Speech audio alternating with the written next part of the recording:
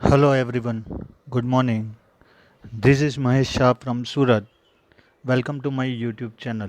This video is for Standard 9, Subject Social Science, Chapter 3, Movements Towards New World, Part 2.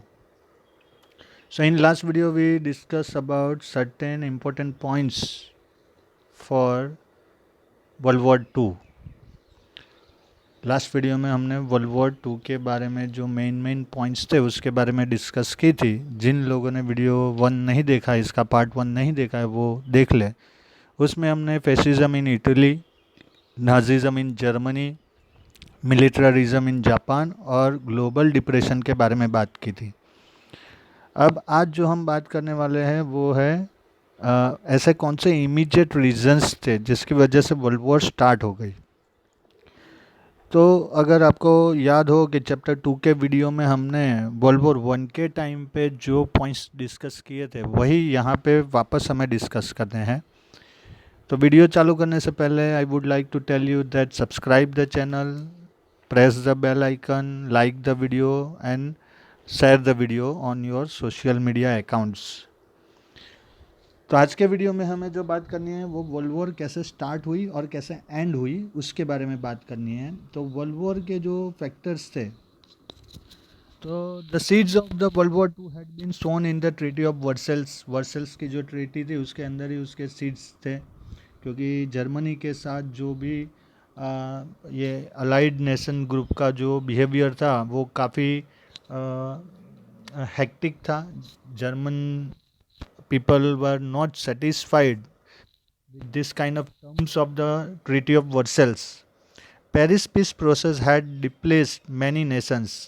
The event that happened after that led to the World War II.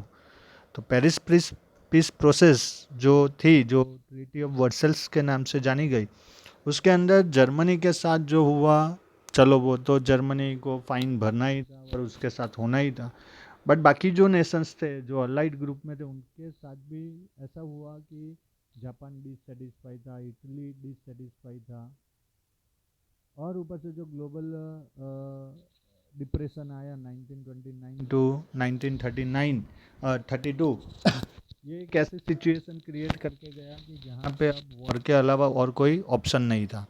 तो यहाँ पे major causes है treaty of Versailles, fascism, rise of fascism in Italy, Japan is expansionism, economic depression, anti communism, appeasement, militarism, nationalism, rise of Hitler, ये सब reasons थे। Major जो reasons थे वो यहाँ पे सेम टू सेम है जो हमने फर्स्ट वर्ल्ड वॉर के टाइम पे पढ़े थे। तो पहले ट्रीटी ऑफ वर्सेल्स जो हमने आगे भी देखी है वो एक देख लीजिए कि इन 1919 Lloyd George of England, Orlando of Italy, Clemenceau of France and Woodrow Wilson from the US met to discuss the condition for the end of World War one, the big four. तो ये चार powerful country के वो time के rulers थे, यानी head थे, minister, prime ministers थे, और उन्होंने ट्रीटी ऑफ वर्सेल्स में क्या इन्वॉल्व करना है और जर्मनी को कैसे ट्रीट करना है उसके बारे में डिस्कस की थी। और यही मेन रीज़न था कि वर्ल्ड वॉर टू स्टार्ट हुई। तो एक एक रीज़न हम देखते हैं। तो कसिस ऑफ वर्ल्ड वॉर टू, तो फर्स्ट है फैसी नेशनलिज्म। नेशनलिज्म के बारे में इतना इस तरह से उसको प्रमोट किया गया, उस इस तरह से लोगों के सामने रखा गया कि हर एक कोई अपनी कंट्री को ही बेस्ट बनाने के चक्कर में था। उनके लिए बाकी वर्ल्ड के कंट्री जो थे वो एनिमी जैसे थे।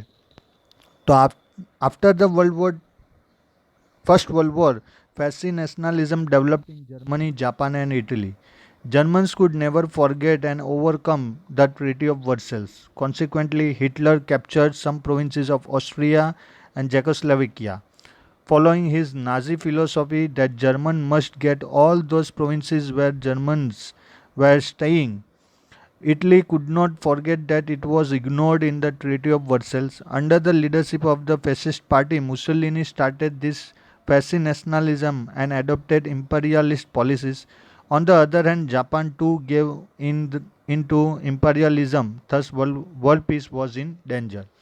तो फैसी नेशनलिज्म, जर्मनी में हिटलर का जब कमांड आया तो उनको तो वैसे भी ये ट्रीटी ऑफ वर्सल्स का बदला लेना था, तो एक फीलिंग ऑफ रिवेंज तो वहाँ पे ही थी ही। इटली में जब उनको अवॉइड किया गया ट्रीटी ऑफ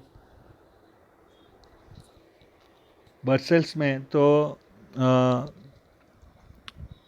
इटली के जो लीडर थे मुसोलिनी, उन्होंने लोगों के बीच में ऐसे ऐसे स्टेटमेंट्स दिए कि जिसकी वजह से लोगों को बिलीव हुआ कि नहीं भाई, इटली के साथ जो हुआ वो नाइंसाफ़ी थी।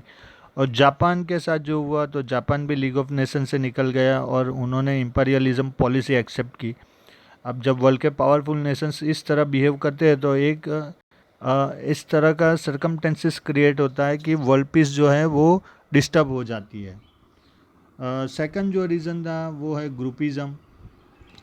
तो ग्रुप बनने लगे जो फर्स्ट वर्ल्ड वॉर में भी था। Since France was always afraid of Germany after the first world war, it entered into a treaty with Belgium, Poland, Romania and Czechoslovakia. तो फ्रांस ने अपना ग्रुप सिलेक्ट कर लिया। Italy sign treaty with Czechoslovakia, Yugoslavia, Romania, Hungary, Greece, Turkey and Austria. Italy ने भी एक group join कर लिया। Russia sign treaty with Germany, Turkey, Lithuania and Iran. Italy formed the Rome, Berlin, Tokyo Axis group with the support of Germany and Japan. England and France formed another group with democratic values. Germany signed a non-aggression treaty with Russia. Thus, a whole atmosphere of fear spread in the whole world. The factor too gave an impetus to the World War. तो मैंने आगे भी groupism के time पे बोला था कि जब ग्रुपिज़म हो जाता है तो अपने आप एक डिवीज़न क्रिएट हो जाता है। फिर हर एक ग्रुप को अपने ग्रुप को नंबर 1 ले जाना है। उसके अंदर भी कंपटीशन रहती है कि वो ग्रुप में लीडर कौन। पर सबसे पहला टारगेट होता है, जो प्राइमरी इंटेंशन होता है, वो ग्रुप को नंबर 1 बनाना है। अब यहाँ पे इतना सारा ग्रुपिज़म हो गया था तो उसकी वजह से सिचुएशन ऐसे क्रिएट हो गई कि किसी को किसी के ऊपर ट्रस्ट ना रहा। फिर मिलिट्रिज्म एक साइड पे चालू हो गया। जापान में तो चालू हो गया था कि कंपलसरी मिलिट्री ट्रेनिंग दी जाने लगी। जर्मनी में भी वही था और इटली में भी वही था। On one side efforts were being made to maintain peace after the First World War, whereas on the other side, European nations were competing for ammunition. The production of more and more weapons increased in all European nations. War weapons better than the others were being manufactured. Some nations like Russia and Germany began compulsory military training. All nations began inducting more men into Navy, Air Force and Army. In the East, Japan increased its military force. Finally, the World War II had been declared when even England and France tried to equip themselves with war weapons. तो European Nations में weapons production की एक competition चालू हो गई। सब European Nations जो थे, फ्रांस, ब्रिटेन, ये सब वेपन्स प्रोड्यूस कर रहे थे। दूसरी साइड पे जर्मनी, जापान में, इटली में कंपलसरी मिलिट्री में सबको मिलिट्री ट्रेनिंग दी जाती थी। उनकी जो फोर्सेस थी, आर्मी, नेवी, एयरफोर्स, उसको इंक्रीज़ किया जा रहा था। अब जब एक्सट्रीम पावर आपके पास होता है, वो जब फीलिंग्स आती है एक्सट्रीम पावर की, तो फिर ऑटोमेटिकली सिचुएशन ऐसी होती है कि वॉर हो जाए, क्योंकि अब आप अपने आप को सबसे पावरफुल समझते हो। अब आपको प्रूव करना है कि आप पावरफुल हो, तो इसके लिए आपको एक दिल में होता है कि भाई किसी के साथ भी हमें लड़ना है, लड़ेंगे तो पता चलेगा। और इसकी वजह से ये पूरा सिनारियो क्रिएट हो गया वर्ल्ड वॉर 2 का। थर्ड जो था वो failure of league of nation. तो लीग ऑफ नेशन इसलिए बना था कि भाई वर्ल्ड वॉर 2 ना हो, पर वहाँ पे भी मोनोपोली पॉलिसीज़ की वजह से जितने भी मेंबर्स थे वो 1 बाय 1 निकलते गए और लीग ऑफ नेशन वीक होता गया। In order to establish peace after the First World War, the League of Nations was formed, but neither could it become a supreme organization having sovereignty over other nations of the world, nor did it have its own army to make the nations follow its principle. तो league of nation बना दिया गया, पर वो अपने हिसाब से decision नहीं ले पाते थे। ना ही उनके पास खुद की आर्मी थी कि बाकी सब नेशंस को कंट्रोल करे। Member nations were not oblige to take their problems to the League of Nations और to accept the judgment passed by it. तो जितने भी मेंबर नेशंस थे वो अपने प्रॉब्लम लीग ऑफ नेशन में नहीं ले जाते थे। सपोज कोई प्रॉब्लम गया भी तो लीग ऑफ नेशन का डिसीजन जो जजमेंट आता था उसको कोई फॉलो नहीं करता था। Many Nations had moved out of the League of nation. League of nation में से सब निकल गए, इटली निकल गया, जापान निकल गया। Initially, Russia and Germany snapped their ties with the League of Nations. Later, Italy and Japan moved out because Italy had captured Abyssinia, Japan had attacked Manchuria, Germany had snatched away some province of Czechoslovakia. Still, the League of Nations could do nothing. तो यहाँ पे Russia और Germany league of nation से निकल गए, उसमें Italy ने अबेसिनिया को कैप्चर कर लिया, जापान ने मंचूरिया को कंट्रोल कर लिया, जर्मनी ने चेकोस्लोवाकिया को कंट्रोल कर लिया और लीग ऑफ नेशन खाली देखता रहा, उन्होंने कोई स्टेप्स नहीं लिए।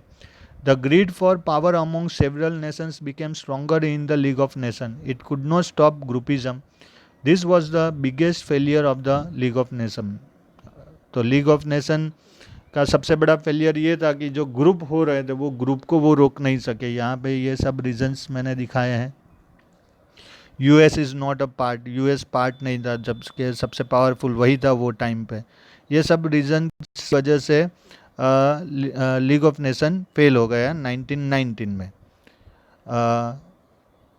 मेन जो रीज़न था वो ट्रीटी ऑफ वर्सेल्स, जो आगे भी हमने बात की थी कि the treaty of Versailles got its form in the Paris peace process at the end of the First World War. Since Germany was found responsible for the war, it had to pay 6.5 billion pound as war fine. Germany को 6.5 billion war fine भरना पड़ा। इस Ruhr province was taken away. Rhine river had to be open for international sea route. Thus such an unfair and humiliating treaty was forcibly imposed on Germany. Gun point के ऊपर उनके पास treaty sign करवाई गई थी। The German dictator Adolf Hitler called the treaty of Versailles as a piece of paper and announce to reject it. तो जैसे ही Germany में हिटलर पावरफुल हुआ, उसने ट्रीटी ऑफ वर्सेल्स को अवॉइड कर दिया कि नहीं भाई वो तो पीस ऑफ पेपर है, उसमें जो लिखा है वो हम कुछ भी फॉलो नहीं करेंगे। ऊपर से हिटलर का जो एटीट्यूड था कि imperialistic ambition of Adolf Hitler का जो बिहेवियर था वो एक मेन था कि उसको पूरे वर्ल्ड के ऊपर कंट्रोल करना था। Hitler laid the foundation of the Second World War. He had a fierce nationalist and militarist nature. That is why he wished to unite unity, stability and prosperity of Germany at any cost. उसके हिसाब से Germany ही सबसे powerful nation बनना चाहिए। The first victim of his imperialism was Austria. Along with German army, he entered Austria on 12th March 1938. 12th March 1938 को Austria को cover कर लिया।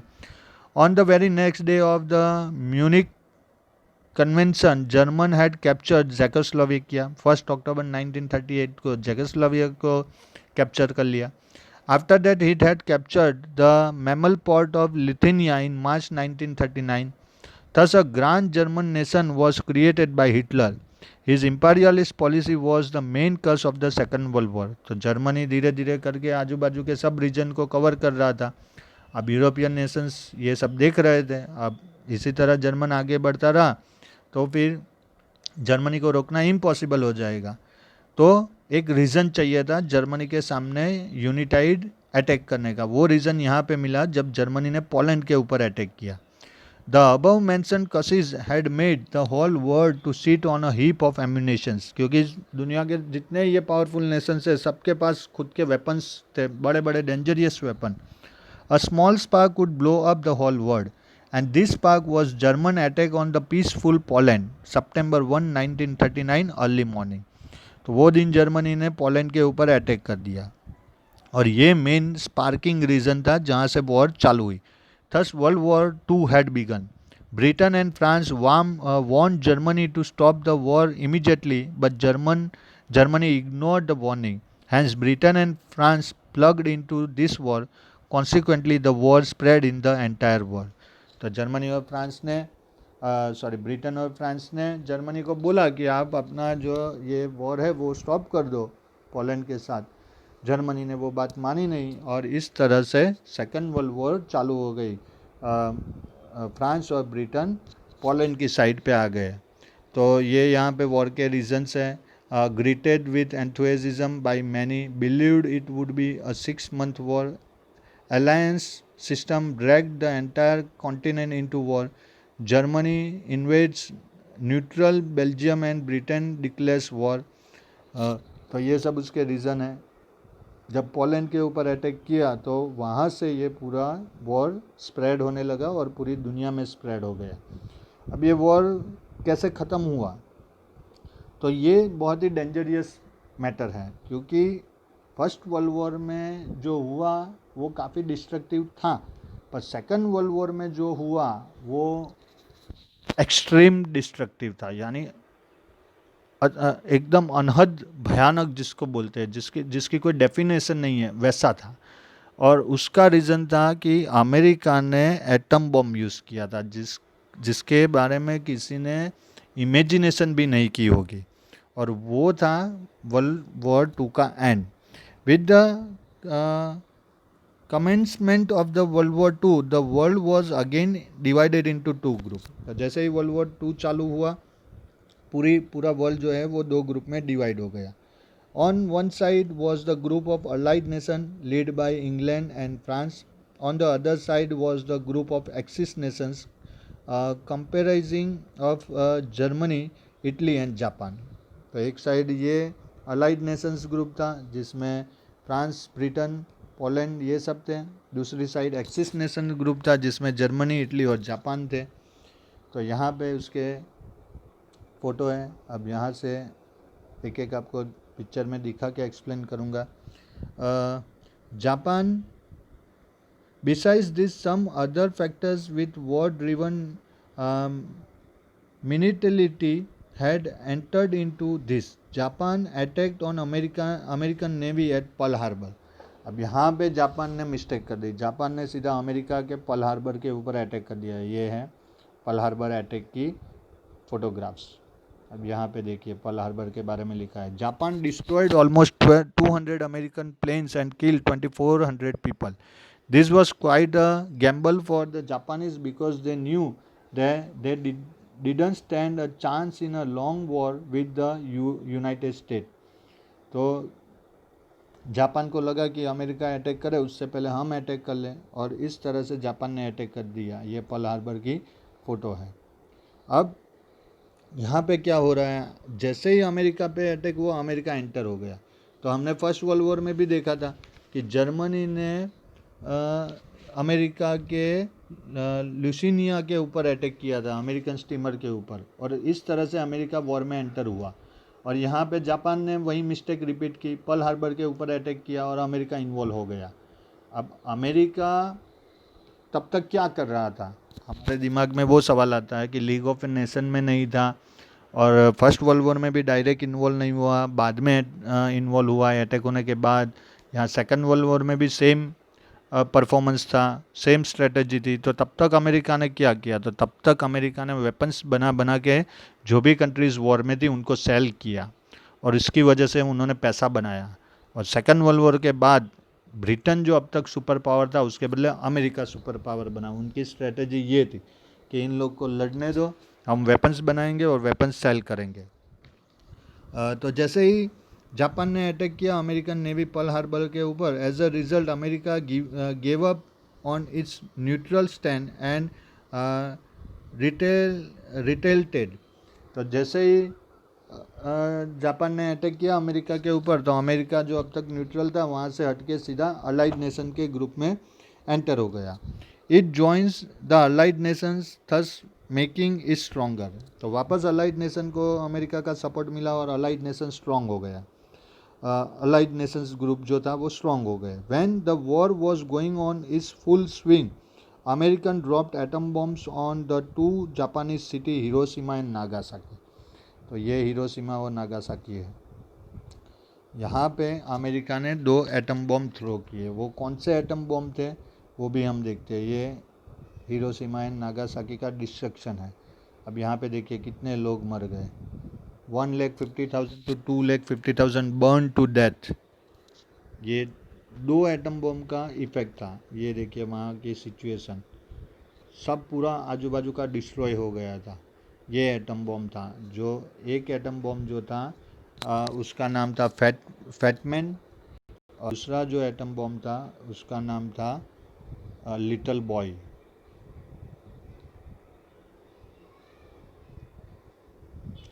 ये 2 एटम बॉम्ब थे। ये सेकंड का जो नाम था वो लिटिल बॉय था, जो नागासाकी के ऊपर गिराया गया था। और सिचुएशन ये देखिए, नागासाकी पे जब एटम बम गिरा तो इस तरह की सिचुएशन हो गई थी। जापान के न्यूज़पेपर में देखिए क्या न्यूज़ आती थी, Japan is surrender, world war 2 ends, American power ओवरवेल्म्स। तो ये सिचुएशन हो गई। When the war was going on in full swing, America dropped atom bombs on the 2 Japanese cities, Hiroshima and Nagasaki, in order to stop Japan from moving any further. 1,24,000 Japanese citizens lost their lives, and there was absolute destruction. Japan surrendered 11th August 1945. The World War II came to an end. और फिर Japan ने surrender कर दिया, क्योंकि वो time पे Japan powerful था, उसका जो मिलिट्री था वो स्ट्रॉन्ग था। इस तरह से जापान ने साइन की ट्रीटी को, और इस तरह से वर्ल्ड वॉर 2 जो थी उसका एंड हुआ। अब इतना सारा लॉसेस होने के बाद सिचुएशन क्या थी कि यहाँ पे ये जो है स्लाइड वो एक्चुअली में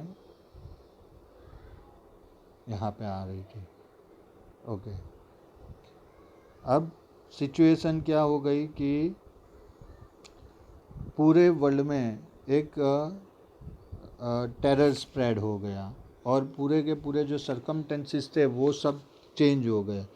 इसकी जो इकोनॉमिक इफ़ेक्ट थी, तो वॉर होती है तो बट ऑब्वियसली ये सोशल इफ़ेक्ट हम देख लेते हैं पहले कि African Americans in 1940 there were 12.9 million African Americans in the USA, 5.4 million of which were unemployed. The average annual wage यानी salary for a black male was $537, half that on of their white counterparts. Whites benefit largely from the job opportunities created by the war, not African Americans.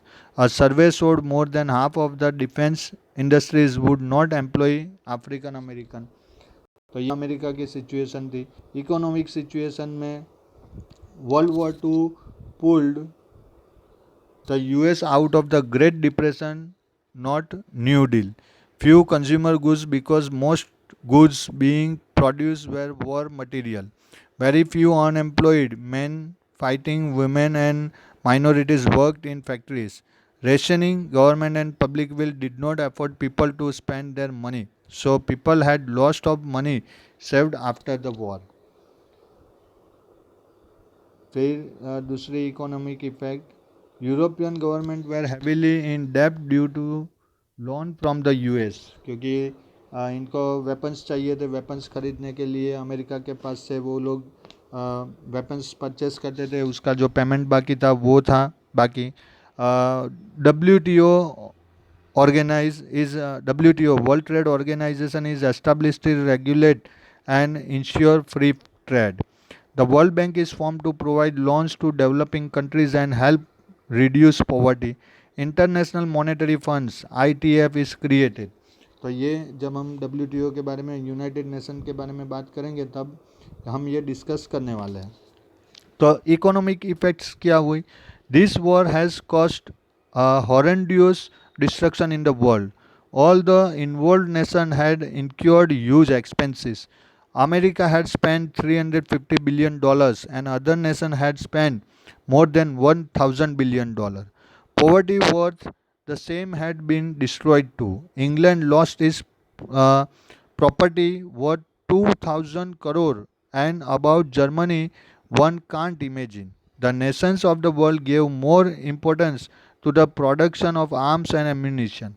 So there was a scarcity of things for basic needs. Production reduced, inflation increased, people were struggling for livelihood. There was scarcity of necessary goods in the market. The economic life of people was shattered. As a result, the nations of the world were pushed into an economic depression. There were major changes in the world politics and economy. तो same world war 1 में जो situation हुई थी great depression की, वो यहाँ पे भी हुई. लोगों के पास से काम चला गया, पैसा नहीं था, खाने के लिए चीज़ें नहीं थी, और जो मिलियंस ऑफ रुपीज़ की प्रॉपर्टी डिस्ट्रॉय हुई वो अलग. इंग्लैंड की खुद की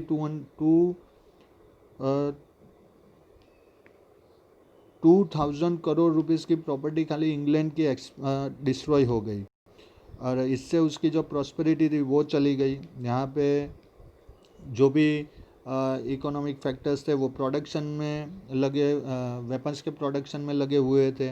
तो इसके वजह से पूरा सिनारियो इस तरह से चेंज हुआ कि जिसकी इफेक्ट डायरेक्ट वर्ल्ड पॉलिटिक्स और वर्ल्ड इकोनॉमी पे हुई. कम्युनिज्म इन चाइना, चाइना में सिस्टम चेंज हुई कि कम्युनिस्ट गवर्नमेंट बनी, Mao Zedong. Many nation of the world were impressed by the way Russia had made a fast progress with its communist measures. क्योंकि जब वहाँ पे Russian revolution हुआ था और कार्ल मार्क्स के रूल को फॉलो करते हुए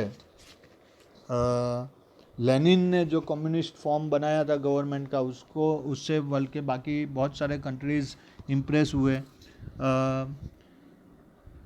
रशियन रेवोल्यूशन जो 1917 में हुई थी उसके बाद China too was impress, China भी इससे इम्प्रेस हुआ. Japan had become weak after the second world war. Under this circumstances is control over China had receded. तो जापान वीक हो गया, जापान का जो चाइना के ऊपर कंट्रोल था वो वीक हो गया.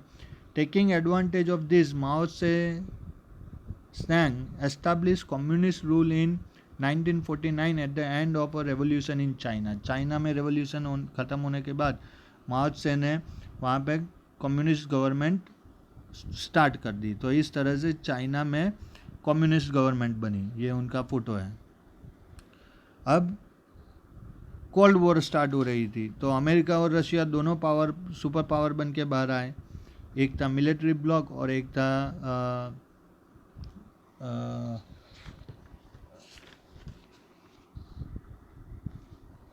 दो ब्लॉक के हिसाब से ये पूरा चेंज हुआ था सिनारियो. पावर ब्लॉक, अमेरिका जो था वो पावर मिलिट्री ब्लॉक था और रशिया जो था वो पावर ब्लॉक था. क्योंकि रशिया जब यूएसएसआर था तब रशिया एक कंट्री नहीं 11 कंट्री का ग्रुप था. After the World War II, the world was divided into two superpowers, America and Russia. During the war, both the nations were friends, but after the war, the differences of opinion between them went on increasing. तो war के time पे दोनों friends थे America और Russia, पर war के बाद जैसे मैंने बोला ना कि पहले ग्रुप को नंबर 1 बनाना है, फिर ग्रुप में से लीडर कौन बनेगा उसके लिए प्रॉब्लम्स चालू होते हैं. तो वो यहाँ पे हुआ. Thus the democratic America and the communist Russia became mutually opposite group. तो दोनों की गवर्नमेंट पॉलिसी अलग अलग थी. ये वर्ल्ड वॉर का टाइम है कि अमेरिका में डेमोक्रेटिक रूल था और रशिया में कम्युनिस्ट रूल था. तो ये दोनों एक दूसरे से ऑपोजिट था.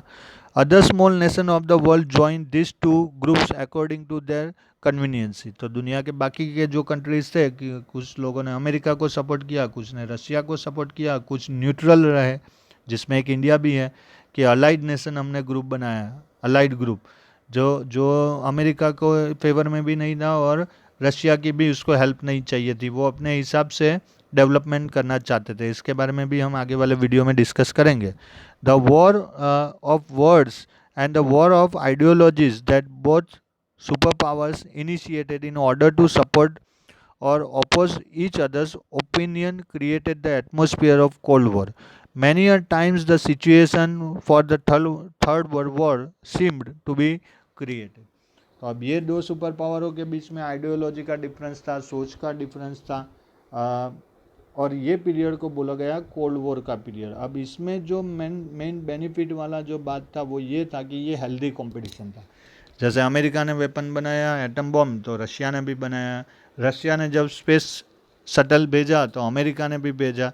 मेडिकल साइंस से लेके स्पेस साइंस तक सब में बहुत सारे चेंज आए, और इसमें किस तरह के ब्लॉक बने और किस तरह से ये डिसोल्व हुआ, कौन सी ट्रीटी हुई, वो भी हम आगे वाले चैप्टर में ये डिस्कस करने वाले हैं, आगे वाले वीडियो में। ये इसकी थोड़ी सी डिटेल है।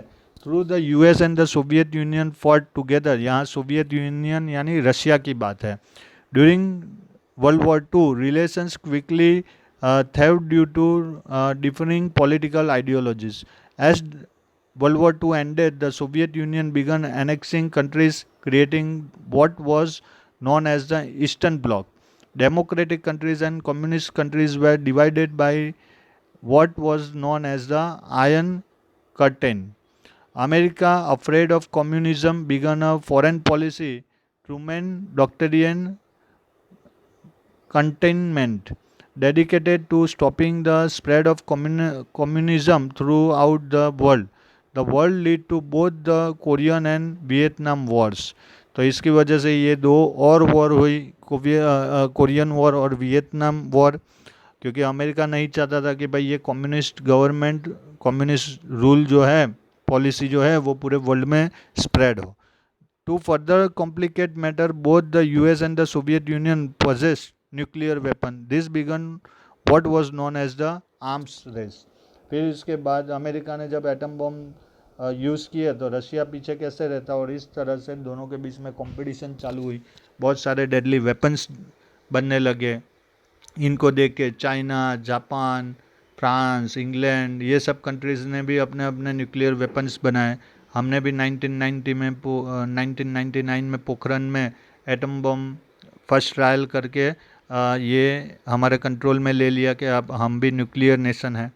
तो ये कोल्ड वॉर का पीरियड है जो एक्चुअली चला 1945 से 1989 तक। 1989 तक क्यों? क्योंकि 1990 में रशिया का डिसइंटीग्रेशन हुआ था, जर्मनी का भी डिसइंटीग्रेशन वही टाइम पे हुआ था, और उसकी वजह से रशिया जो एक यूएसएसआर पूरा ग्रुप था, वो ग्रुप में से बाकी के कंट्रीज़ निकल गए और रशिया एक इंडिविजुअल कंट्री बन के रहा, और इस तरह से रशिया का पावर कम हो गया, कंट्रोल में आ गया, और अमेरिका एक only one most super power nation of the world बन के रह गया, और इस तरह से कोल्ड वॉर का एंड हुआ। इसके बारे में भी आगे वाले वीडियो में जब चैप्टर आएगा तो हम बहुत डिटेल में डिस्कस करने वाले हैं। आज के वीडियो में यहाँ तक ही रखते हैं। नेक्स्ट वीडियो में जो हम बात करने वाले हैं वो यूनाइटेड नेशंस के बारे में डिस्कस करने वाले हैं। तो आई होप कि यहाँ तक जो भी हमने डिस्कस किया वो आपके समझ में आ गया होगा। अगर इसके रिगार्डिंग कोई भी क्वेश्चन है तो आप मुझे टेक्स्ट करके अपने क्वेश्चन पूछ सकते हैं। 9th का एसएस काफ़ी डिटेल में है, लेंथी है, पर इंटरेस्टिंग है। इससे काफ़ी हिस्ट्री के बारे में हमें नॉलेज मिलने वाला है। तो like the video, subscribe the channel, press the bell icon, and till then stay home, stay safe, God bless you, thank you very much.